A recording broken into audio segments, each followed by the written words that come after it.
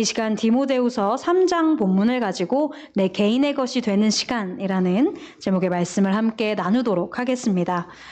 여러분, 지난 한 주 자주 하셨던 생각 중에 어떤 갈망이 있으셨고 또 어떤 걱정이 있으셨나요? 나에게 이것만 있으면 내 인생이 훨씬 나아질 텐데, 어쩌면 완전해질 텐데 라는 생각이 들게 하는 것들이 혹시 있으셨을까요? 우리가 원하는 것들은 종종 우리의 상상으로 나타납니다. 우리가 평소 즐기는 내 모습에 대한 상상이 있어요. 특정한 자리에 있는 내 모습, 특정한 것을 소유하고 있는 내 모습, 우리는 생각하고 꿈꾸면서 마음 설레하죠. 여러분, 그 상상 속에서 우리는 무엇을 가지고 있었나요? 이제 다음 질문을 해보겠습니다. 우리에게 원하는 대상이 있었다면 우리로 하여금 그 생각을 하게 만든 시작은 무엇이었을까요? 우리는 왜 그것을 그렇게나 원할까요? 하나님이 그것을 말씀하시기 때문일까요? 아니면 누가 나에게 너는 그것을 가져야 해 라고 말하기 때문일까요? 내가 그것을 가지는 일이 하나님을 위한 것이 된다는 적인 확신 때문일까요? 아니면 그렇게 믿고 싶은 나의 욕망 때문일까요? 우리의 귀에 하나님의 말씀이 들립니다. 한편으로는 세상의 말도 들립니다. 그리고 둘 중에 하나가 우리에게 더 강력한 힘을 발휘해요. 오늘 본문에도 하나님의 말씀과 세상의 말, 이 두 가지가 귀에 들렸던 사람들의 이야기가 등장합니다. 안타깝게도 어떤 사람들은요, 하나님보다 세상의 말에 더 크게 좌우되기도 했던 것 같아요. 우리에게 디모데후서로 알려진 이 편지를 바울이 디모데에게 써서 보낸 시점은 많은 이들이 예수님을 떠나갔던 대대적인 배교의 시대였습니다. 교회를 향한 핍박 때문에 예수님을 떠난 사람들도 있었고요. 이단적인 거짓 가르침을 분별하지 못하고 휩쓸려간 사람들도 있었어요. 그 중에는 이전에 바울과 디모데와 가깝게 지내던 사람들도 있었던 것으로 전해집니다. 떠나간 사람들을 보면서 바울과 디모데의 마음이 어땠을까요? 우리는 기독교가 힘없어 보이는 시대를 겪은 사람들입니다. 함께 성경 공부했던 내 친구가 있었어요. 같이 수련회 가서 손들고 찬양하고 울며 기도했던 내 동료가 있었습니다. 단기 선교팀에서 동고동락했던 내 동역자가 있었어요. 그런데 우리는 그 모습만 본 게 아니라 그들이 하나님으로부터 먼 곳으로 떠나가는 모습도 보았어요. 예상치 못했던 이 장면에서 우리는 고민하게 됩니다. 어떤 권면도 동료에게 들리지 않는 이 상황에서 여전히 가장 중요하고 필요한 기도를 할 수 있어 감사하지만 한편으로는 정말 할 수 있는 것이 기도밖에 없어서 더 애가 타기도 합니다. 바울과 디모데는 이 비슷한 상황에 놓여 있었던 것이죠. 그리고 이렇게 하나님의 말씀과 반대되는 말들이 강력한 힘을 발휘하던 때, 여기서 바울은 디모데에게 다음과 같이 말하는 겁니다. 우리 본문 14절 상반절을 함께 읽어보겠습니다. 14절입니다. 시작! 그러나 너는 배우고 확신한 일에 거하라. 많은 성도들이 핍박과 거짓 가르침에 휩쓸려서 하나님이 아닌 곳으로 갔습니다. 이 사실이 두 사람을 슬프게 해요. 하지만 그렇다고 해서 자기들도 흔들릴 수는 없다는 거죠. 이 와중에도 지켜야 할 자리가 있어요.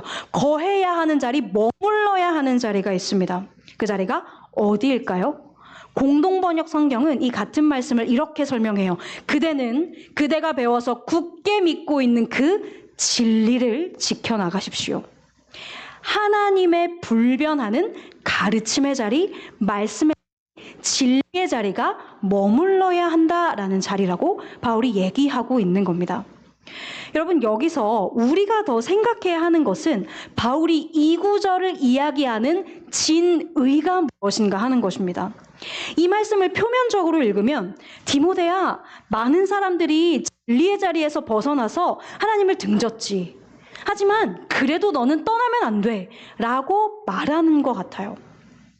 이 의미가 통하기 위해서는 다른 목소리에 흔들려서 예수님을 떠난 사람들처럼 디모데도 예수님을 떠날 거라고 바울이 걱정했다라는 가정을, 그 전제를 우리가 가져야 할 것입니다.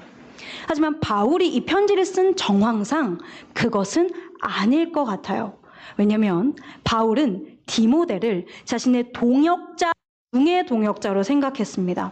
그래서 이 디모데후서를 쓰던 상황이 바울이 죽음을 앞두고 이제 내가 죽음을 맞이하겠구나 알고 유언처럼 써내려갔던 편지가 바로 이 디모데후서였어요. 바울은 이 편지에서 자신이 죽은 후에 이제 바울이 없으니까 디모데가 가장 선봉해서 교회를 이끌어가야 하잖아요. 그래서 어떻게 교회를 이끌어가야 하는가, 많은 조언들을 이 편지에서 하고 있습니다. 디모데를 격려해요. 그리고 한편으로는 자신이 가장 사랑했던 동역자인 디모데를 그리워하면서 감옥에 있는 자신을 방문하여 자신의 위로가 되어주라는 개인적인 부탁도 이 편지에서 남기고 있습니다. 바울이 디모데가 예수님 그 자체를 떠날까봐 걱정하는 상황에 있었다면 이런 부탁을 하기는 어려웠을 것 같습니다. 부탁 아니라 디모데야 떠나면 안 돼, 눈물로 호소로 이렇게 디모데를 붙잡아야 마땅하죠. 하지만 바울은 맡기고 있고요, 신뢰하고 있고 또 디모데를 의지하고 있습니다. 따라서 바울이 디모데가 예수님을 떠날까 봐 두려워서 14절에 이야기를 한 것은 아닐 것 같아요. 바울은 그러면 어떤 바람을 담아서 진리에 거하라 라고 디모데에게 얘기하고 있는 걸까요? 바울은 10절과 11절에서 그 내용을 자세히 설명하고 있습니다. 우리 10절과 11절을 같이 읽어보겠습니다. 시작.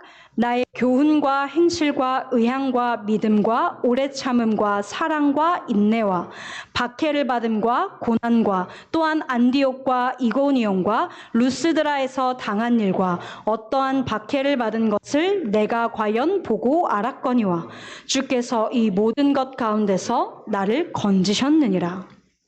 바울은 디모데를 오랜 시간 가르쳤습니다. 그런데 이 가르침에 더해서 바울의 행실, 삶의 목표, 신뢰와 인내와 사랑의 행위와 오래 견디는 모습을 바울이 디모데에게 보여줘요.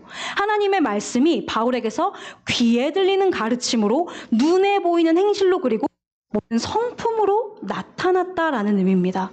바울의 삶이 하나님의 말씀을 체화한 삶이 되어 디모데 눈앞에 보였다라는 것이죠. 그중 하나는 바울이 11절에서 얘기하고 있는 루스드라에서 당한 박해에서 굉장히 명확하게 드러났어요. 루스드라는 디모데의 고향입니다.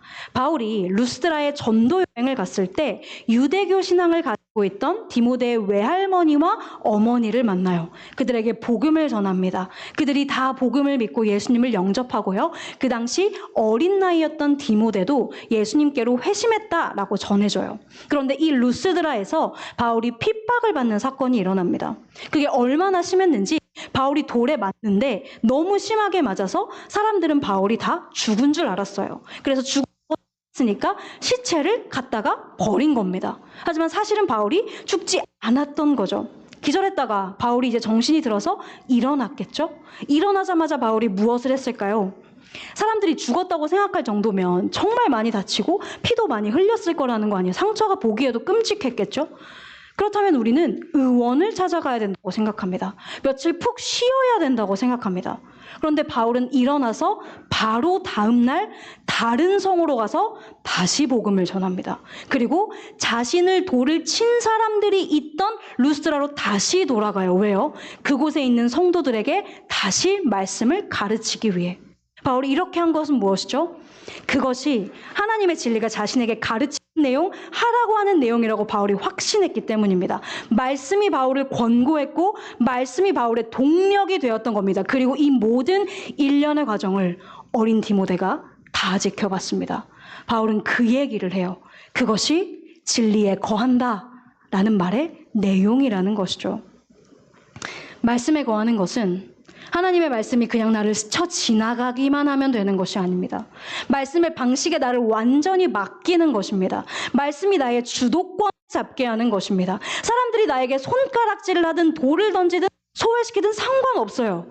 말씀이 가라고 하면 가는 거고, 멈추라고 하면 멈추는 거고, 틀라고 하면 틀고, 다시 일어나라고 하면 일어나는 것입니다. 나는 그냥 사람들이 다 떠나도 난 예수님 안 떠나니까 그거면 충분해, 이것이 아니라 그걸 넘어서 때로는 무모해 보이는 선택일지라도 말씀의 논리, 말씀의 방식, 말씀의 세계관에 나를 온전히 내어주는 것, 이것이 거하는 일이라는 것이죠. 우리는 진리에 거하라는 말을 들으면 뭐 당연한 얘기를 하지? 라고 생각합니다. 그리고 한편으로는 나와 상관없는 이야기로 여깁니다. 나는 진리를 떠난 적이 없거든요. 왜 그렇게 생각하죠? 나는 교회를 떠난 적이 없어요. 주일 예배에 오는 내 마음과 별개로 최근에 내가 주일 예배를 빠진 적이 없습니다. 섬김의 동기와 태도와는 별개로 일단 나는 봉사를 열심히 합니다. 내가 평소 대부분의 시간을 예수님을 어떻게 생각하느냐와 별개로 나는 예수님이 나의 구원자시라는 이 문장을 믿어요. 이것도 물론 귀하죠. 하지만 바울은 지금 이 얘기를 하는 게 아니라는 겁니다. 3장 10절에서 바울이 나의 교훈과 행실과 의향과 믿음과 참음과 사랑과 인내를 얘기했어요. 여기 맨 앞 나가 들어간 자리에 우리의 이름을 한번 넣어보고 우리가 생각해 볼까요? 내가 내 주변 사람들에게 평소 말하는 성경의 교훈과 그 말을 넘어 나의 행실과 내가 추구하는 사람들에게 보여주는 삶의 목표와 신뢰와 인내와 사랑과 오래 견디는 일에 하나님의 진리가 묻어 있는가? 성경 때문에 하는가? 하나님이 이걸 우리에게 확인하시는 겁니다. 하나님이 우리에게 확인하시는 이 질문에 우리가 자신 있게 그렇습니다고 대답할 수 있나요? 우리 자신을 닻을 내린 배라고 비유했을 때 우리가 닻의 줄을 아주 길게 늘어뜨린 배라고 상상해 본다면 어떻게 될까요? 닻은 항구에 있어요. 진리의 터에 있어요. 그런데 우리의 몸통인 그 배가요, 닭과 배를 연결한 줄을 아주 길게 늘어뜨리고 둥둥 늘어뜨리고 저 먼 바다에 나가 있을 수 있는 거예요. 줄이 너무 기니까 배는 조류에 따라서 이리저리 떠다닙니다. 왼쪽 바다로 쓸려갔다가 오른쪽 바다로 밀려갔다가 어디에 뭐 좋은 게 있나 기웃거리면서 물살의 생각에 좌우되는 거죠. 그러면서 우리는 나는 배우고 확신한 일에 거하고 있어. 닻이 거기 있으니까 착각할 수 있는 겁니다. 여러분, 이것이 우리의 이야기라면 우리는 왜 이렇게 하는 걸까요? 왜 하나님의 말씀이 나를 스쳐가게만 두고 하나님의 말씀을 쉽게 여길까요? 내 개인의 삶 속에서 하나님의 말씀의 권위를 잃어버렸기 때문입니다. 우리가 하나님의 진리와 세상의 소리 사이에서 하나님의 진리가 더 중요하다는 걸 진짜로 알면 우리가 과연 세상의 소리를 들을까요? 물론 당연히 교회는 말씀의 중요성에 대해 얘기했습니다. 우리가 그걸 못 들은 게 아니에요. 모르는 게 아니에요. 지금 당장 질문하더라도요. 하나님의 말씀이 중요합니까? 세상의 목소리가 중요합니까? 우리가 무엇을 들어야 합니까? 라고 말하면 우리는 당연히 하나님의 목소리입니다. 라고 말해요. 하나님 진리의 중요성, 절대성 우리가 다 알아요. 그러나 삶 속에서 떠나는 거죠. 왜냐하면 하나님의 말씀이 하나님의 말씀이긴 하지만 내 안에서는 하나님의 말씀이 아닌 거예요. 권위입니다. 서 기자는 이야기합니다. 하나님의 말씀은 살아있고 활력이 있어 좌우에 나에선 어떤 검보다도 예리하여 혼과 영과 및 관과 주를 찔러 쪼개기까지 하며 또 마음의 생각과 뜻을 판단하나니. 시편 19편입니다. 여호와의 율법은 완전하여 영혼을 소성시키며 여호와의 증거는 확실하여 우둔한 자를 지혜롭게 하며. 베드로전서입니다. 너희가 거듭난 것은 썩어질 씨로 된 것이 아니요 썩지 아니할 씨로 된 것이니 살아있고 항상 있는 하나님의 말씀으로 된 것이니라. 하나님의 말씀은 죽은 글자가 아닙니다. 살아있는 음성입니다. 그런데 그 하나님의 말씀이 나에게 살아있는 음성으로 나를 살리고 찌르고 고치고 싸매는 경험을 우리가 최근에 한 적이 없어요. 있더라도 과거의 경험입니다. 말씀이 밀려와서 내 썩은 생각을 씻어내고 내 죄인됨을 보게 한 적이 없어요. 그냥 잠깐 피상적으로 좋은 말씀인데 반짝하고 끝나는 겁니다. 우리가 바깥에서 듣는 많은 격언, 속담, 자기 개발을 위한 좋은 말들 그 정도로만 우리 안에 남아요. 다른 그 어떤 목소리보다 권위 있지 않습니다. 내 인생에 하나님의 아류, 아름다움의 아류, 어느 정도 좋은 것을 줄 수 있다고 보장되는 그 가르침, 그 수준의 하나님의 말씀도 머무르는 거죠. 복음서에서 한 부자 청년이 예수님을 찾아옵니다. 그리고 예수님께 물어요. 제가 어떻게 하면 영생을 얻겠습니까? 그러자 예수님 말씀하시죠. 네가 가지고 있는 모든 재산을 팔아 사람들에게 나누어 주고 와서 나를 따르라. 마가는 이 부자 청년의 반응을 이렇게 기록합니다. 그 사람은 재물이 많은 고로 이 말씀으로 인하여 슬픈 기색을 띠고 근심하며 가니라. 재물에 대해 이 청년이 평생 들어왔던 말과 예수님의 가르침 중에 부자 청년은 전자를 택했습니다. 예수님의 말씀보다 이전에 들었던 재물에 대한 말이, 재물에 대해 알려준 어떤 목소리가 더 중요하다고 여겼기 때문입니다. 그 청년의 내면에서 더 큰 힘을 발휘했던 건 예수님의 목소리가 아니라 재물에 관한 가르침이었던 거죠. 우리가 재물을 포함한 많은 영역에서 이 청년일 때가 너무나 많지 않았나요?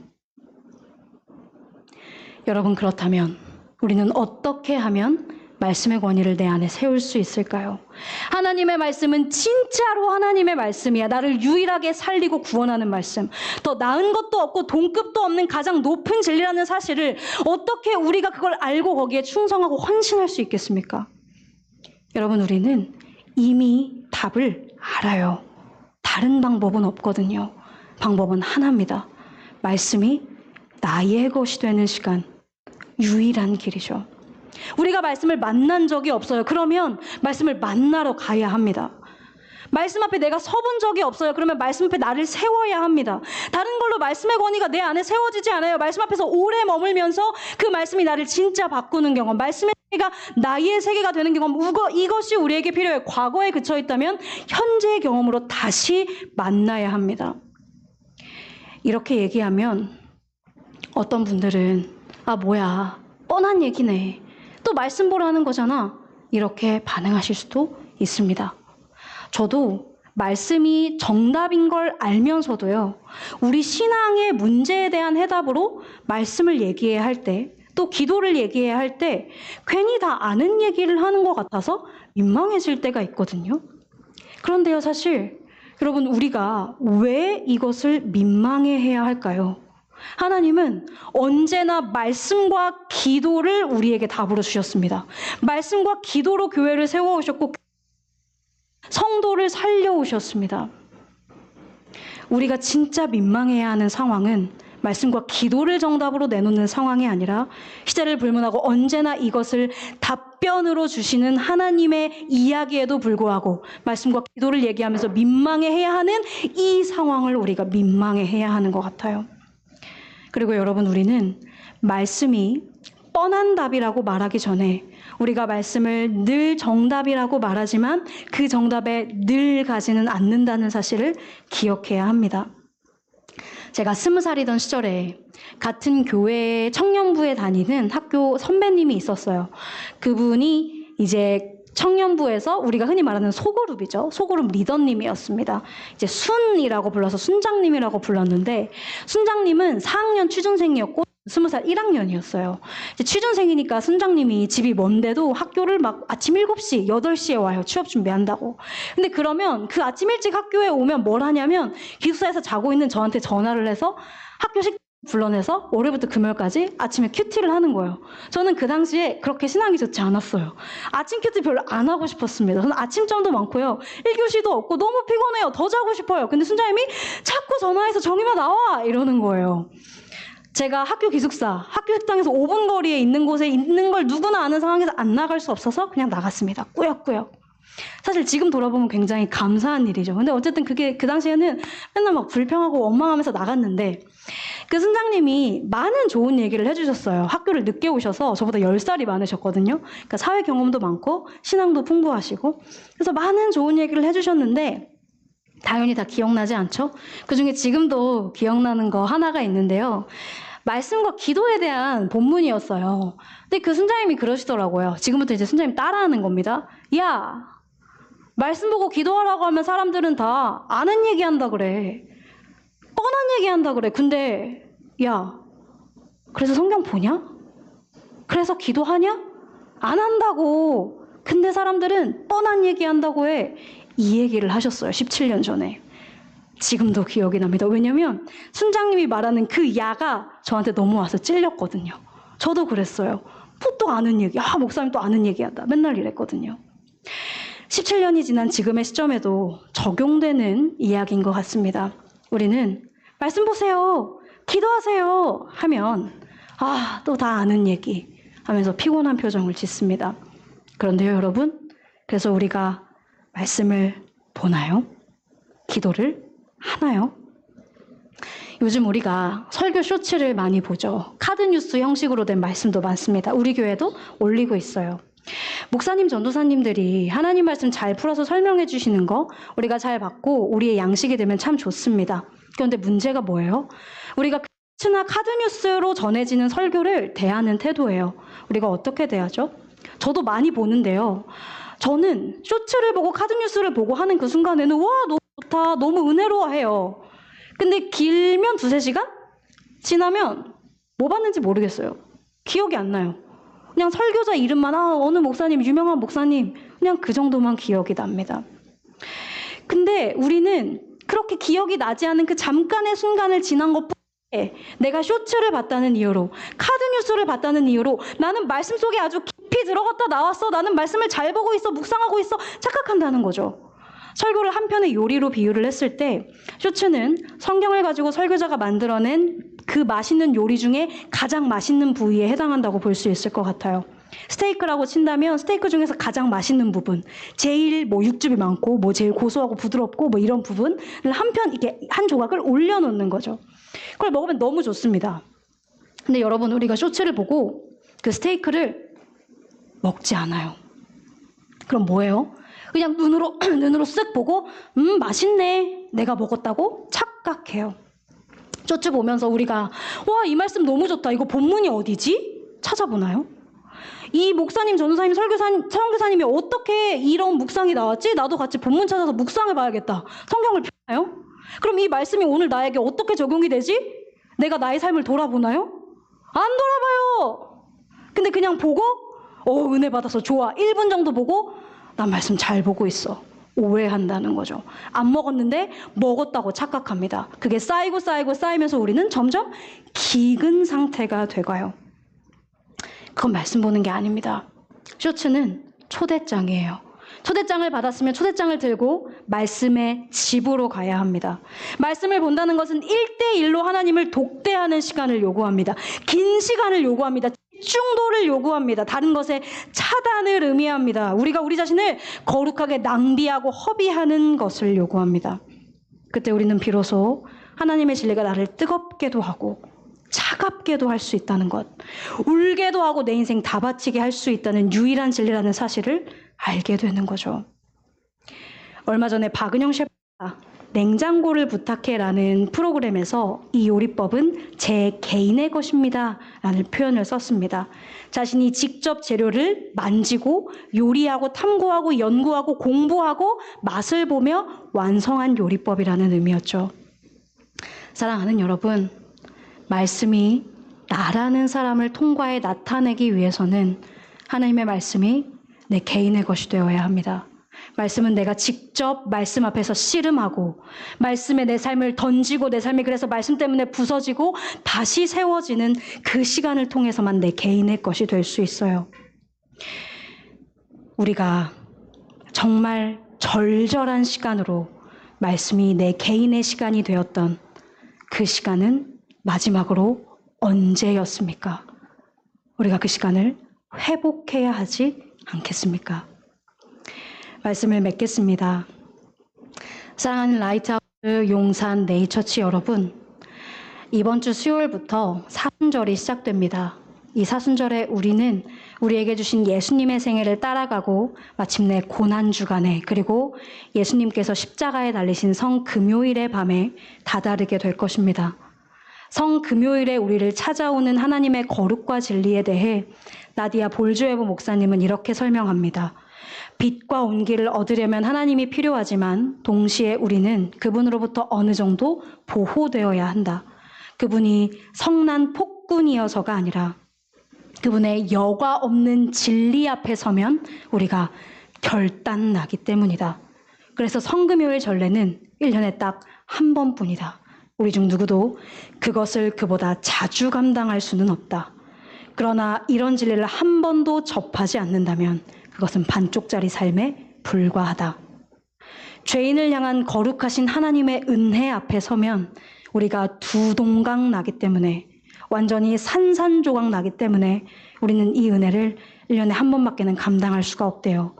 사랑하는 여러분, 하나님의 은혜와 거룩과 진리는 이렇게나 힘이 센 것입니다.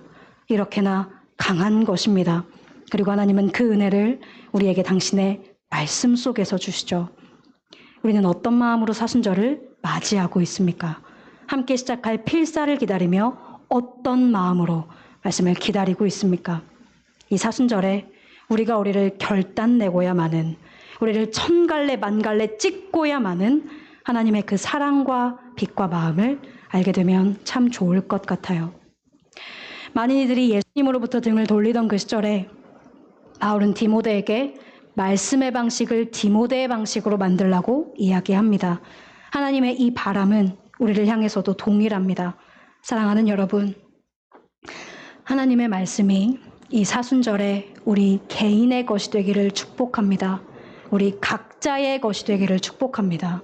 과거의 것도 미래의 것도 아니고 현재의 것이 될 수 있기를 예수님의 이름으로 축복합니다.